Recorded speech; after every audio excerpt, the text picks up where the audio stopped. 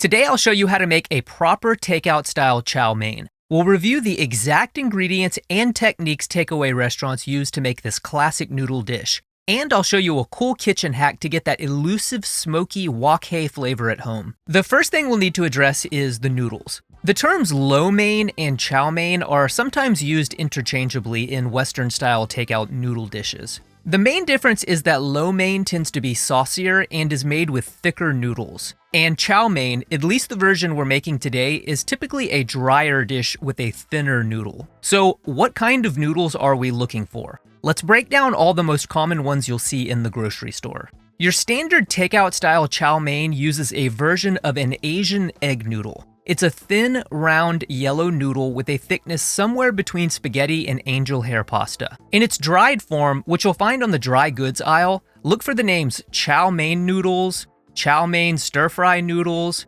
canton noodles, canton egg noodles, canton-style egg noodles, Hong Kong egg flavor noodles, or just thin, yellow, dried noodles. And you'll often see a chicken with eggs on the label to let you know that these are egg noodles. In its fresh form, which you'll find in the refrigerated section, look for the names chow mein pan-fried noodles, thin egg noodles, thin wonton noodles, steam egg noodles, thin egg noodles, fresh Chinese noodles, egg wonton noodles, thin wonton noodle, or Hong Kong-style wonton thin noodle.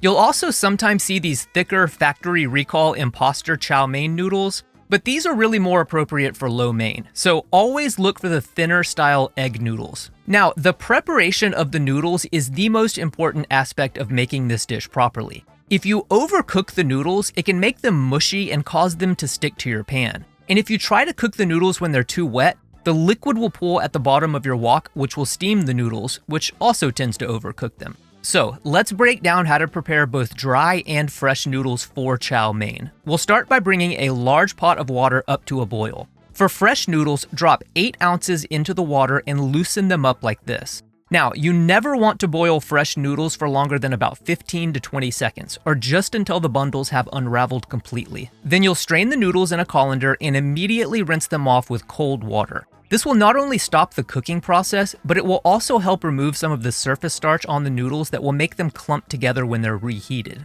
For dried noodles, it's the same process with a couple of key differences. The first thing is you only want to start with about half the amount of fresh noodles. Because they're rehydrating, the dried noodles tend to double in weight after boiling. So bring a large pot of water up to a boil and drop in 4 ounces of the dried noodles. Then start loosening up the bundles like this. The main thing with the dried variety is they take about 2 to 3 minutes to cook instead of just a few seconds. But you want to cook them for about 1 minute less than the package instructions. Because we'll be stir-frying the noodles later and cooking them for a second time, you want them very slightly undercooked. When they're done, strain the noodles in a colander and rinse them off with cold water to stop them from overcooking and remove the excess starch from their surface. The second step with either kind of noodles is to dry them off as well as you can. What I like to do is lay out a towel and blot them like this. You don't have to be perfect with it, but this step does improve the final texture of the dish. And when they're dry, put the cooked noodles in a bowl and toss them with a bit of oil.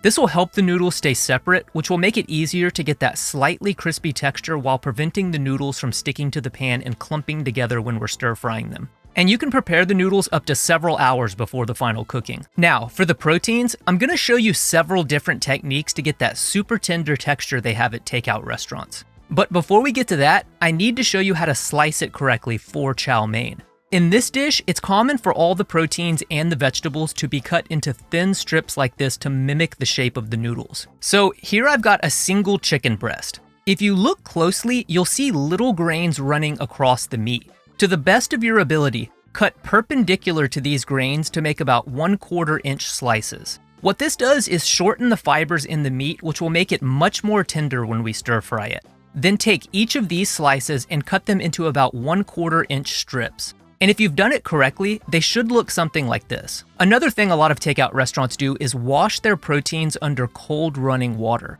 This process supposedly loosens the fibers even more and allows the marinade to penetrate deeper into the meat.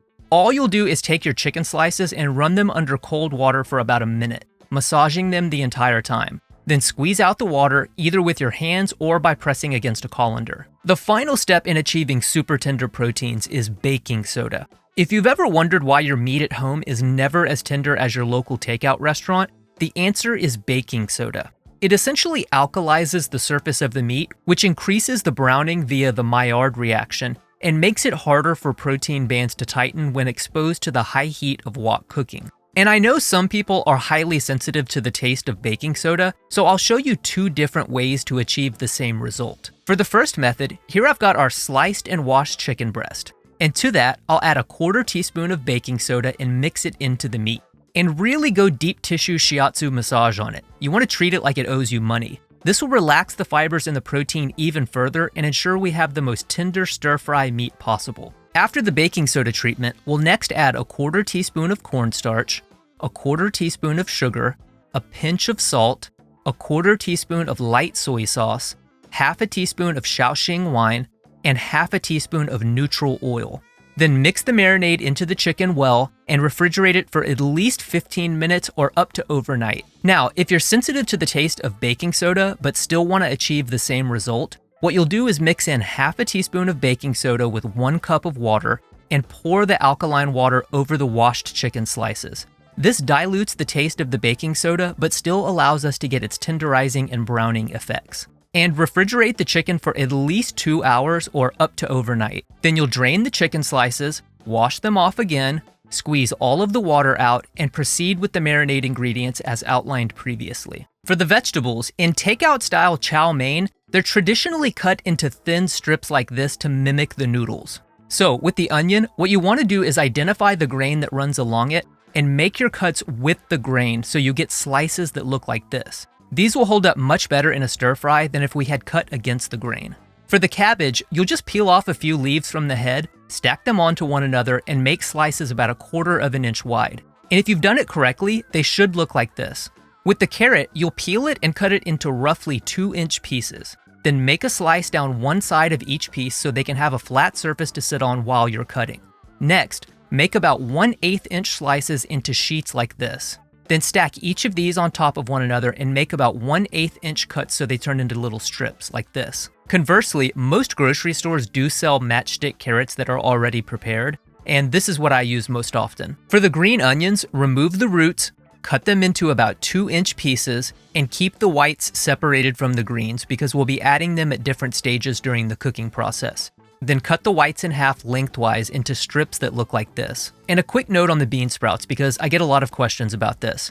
At most Asian grocery stores, you'll see 2 different kinds: soybean sprouts and mung bean sprouts.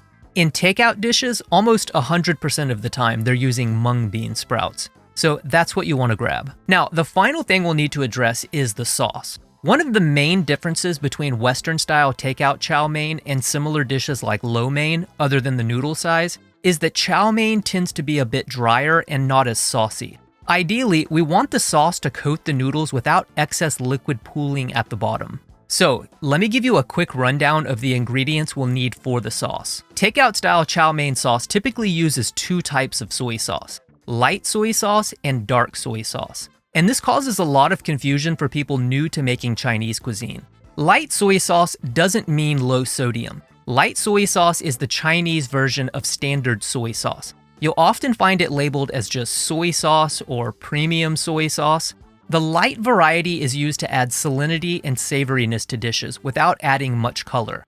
Dark soy sauce, as its name implies, is much darker and thicker than its light cousin, and is typically used to add color and richness to dishes. Its flavor is less salty but slightly sweeter than light soy sauce. For oyster sauce, I always recommend Lee Kum Kee's premium oyster sauce because it's the best I've tried. But if you have a shellfish allergy, you should be able to find vegetarian oyster sauces made from mushrooms at most Asian grocery stores. The next ingredient is Shaoxing wine. This is a rice wine that is frequently used in Chinese cooking. Its taste is difficult to describe. It's sort of mildly acidic and faintly tastes of caramel. It's a great way to add another dimension of flavor to a dish. If you're unable to locate Shaoxing wine, you can use a dry sherry instead. Or if you can't use alcohol in your cooking, replace this with chicken broth with a splash of rice vinegar. Another ingredient that is often overlooked is sugar. And I know a lot of people scoff at adding sugar to a savory dish, but it's often used in takeout cuisine not so much for sweetness, but to balance out all the salty elements like soy sauce and oyster sauce. And the final ingredient we'll need is MSG.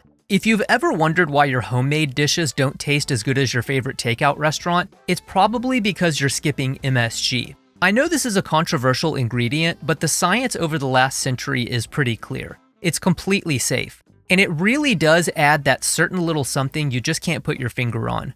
In Asian grocery stores, you'll find it under the brand name Ajinomoto, and in Western grocery stores, you'll find it on the spice aisle under the name Accent. Now, to make the sauce, let's start with 2 teaspoons of sugar, a 1/4 teaspoon of MSG, half a teaspoon of table salt, and 1 pinch of white pepper. Next, to the dry ingredients, let's add 1 tablespoon of chicken broth, 1 tablespoon of Shaoxing rice wine, 1 tablespoon of light soy sauce, and 2 teaspoons of dark soy sauce.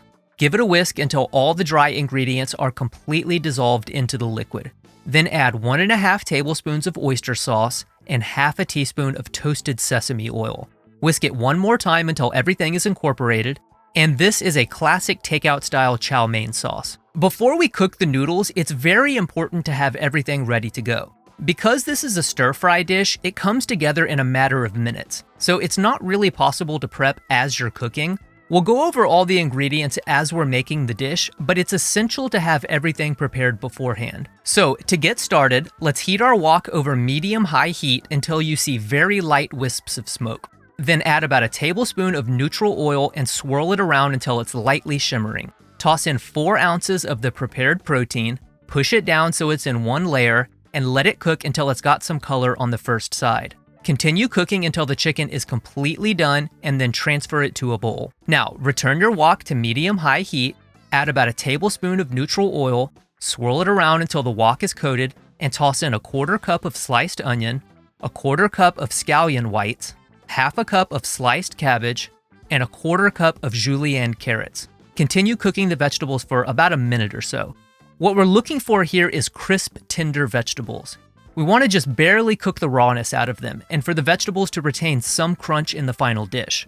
When they're done, set the vegetables aside in the same bowl as the chicken. And I know a lot of people will wonder why you can't just cook everything at the same time. In my experience, when you're working with the industrial strength flamethrowers they use at takeout restaurants, this is fine, but our burners at home aren't that powerful. And when you overfill your wok, it tends to drop the heat and everything just ends up releasing a lot of liquid and boiling. So you get much better results cooking in small batches so you can ensure every ingredient is cooked to perfection. For the final step, let's return our wok to medium-high heat and toss in another tablespoon of neutral oil. Swirl it around until the wok is coated and then toss in 2 teaspoons of minced garlic and 2 teaspoons of minced ginger. Cook the aromatics very briefly for about 10 to 15 seconds just to let them flavor the oil a bit. And then add 8 ounces of the prepared noodles. Quickly toss the noodles with the ginger and garlic, making sure not to leave them at the bottom because they can burn very quickly. What this step does is perfume the noodles with the flavor of ginger and garlic. And I know it seems like we're using a lot of oil in this dish, but the amount of oil used in takeout cuisine would make a Saudi Aramco executive blush, so it's better to just embrace it. Then continue cooking the noodles for a couple of minutes until you start to notice some slightly charred bits on them. You don't want to burn the noodles, and you may have to regulate your heat a bit while cooking them if it's going too fast, but adding a bit of char to the noodles adds extra flavor and some textural variety to the dish. When you're happy with your noodles, push them to one side to make a space at the bottom. Then pour your sauce into the wok and not directly onto the noodles. This slightly caramelizes the sauce, increasing the depth of flavor. Now toss the noodles with the sauce until they are evenly colored. And I generally lower the heat after this step because the sauce can burn quickly. Then add the chicken and the vegetables to the noodles and toss them together until they're mixed in well. Finally, add half a cup of bean sprouts and a 1/4 cup of scallion greens. Mix them into the dish until they're both evenly distributed and turn off the heat. Adding the bean sprouts and the scallions right at the end will give the final dish a bit of fresh, earthy crunchiness. And this is a classic takeout style chow mein. Now, very quickly before our taste test, I want to show you a cool kitchen trick if you want to achieve that smoky wok hay flavor at home. I learned about this technique from Kenji Lopez's book, The Wok, which I highly recommend. It's the single best resource that will improve your wok cooking. I'll include a link in the video description.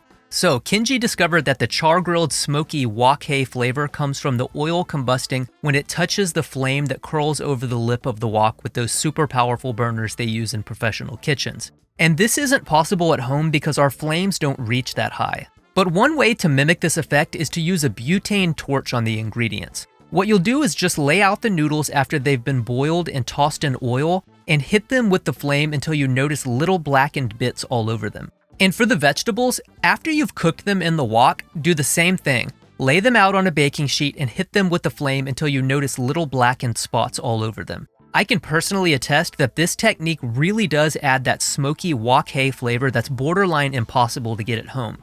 Alright, back to the taste test. I know this isn't traditional chow mein, but this version is still a foundational dish of Western-style takeout cuisine. And it's worth learning how to make properly because it's incredibly delicious. And if you'd like to learn how to make classic takeout-style lo mein, be sure to check out this video. Thanks for watching. See you chow maniacs next time.